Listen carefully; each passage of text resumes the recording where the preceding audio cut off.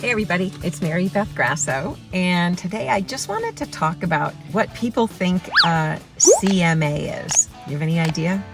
I know real estate agents talk about it all the time, like everybody should know. A CMA stands for a comparable market analysis. And even in recent years, we've been calling them an equity analysis or just a market analysis. But truthfully, what it does is it looks to find a range or a reasonable value for your home. And the way they do that, or the way a professional realtor does it, is by looking at comparable properties or listings that most often have sold in a specific period of time, mostly within a year. Sometimes we even use as short as 6 months or 3 months, depending on the market activity or the volatility in the market, I should say. Some of the things that we look at when we're trying to find a good comp or a comparable or a recently sold property that is similar to the subject property that I'm trying to help figure out the value for the property,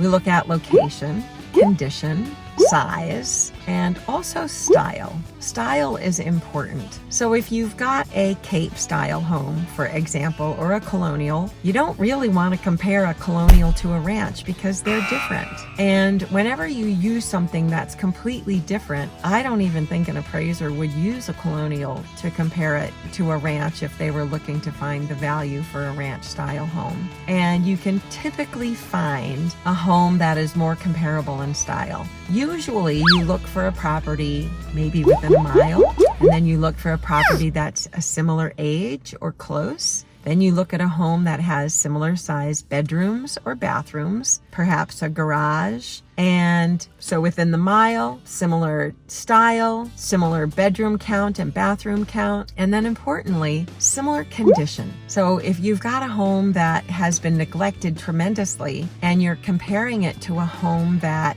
has been completely updated, there are going to be some variations in how that property is compared to the subject property. So sometimes when people think that this is just a flash in the quick, oh, I can do this really speedily for you, you can. But if you're really looking so that you can help someone, diving in a little bit further and maybe even calling the realtor that had a property listed, especially if it was listed for longer than your normal days on market, maybe diving in and seeing if there was a particular reason that the home sat on the market. Maybe it was priced too high. Maybe there was a reason that it couldn't be sold or wasn't able to accept any offers. But either way, a CMA, a comparable market analysis, really looks at condition, style, location, size, and any other features that might make either one, the subject or the comparable properties, a standout in some way. Like if a home has 3 garages, for example, versus all of the others have either none,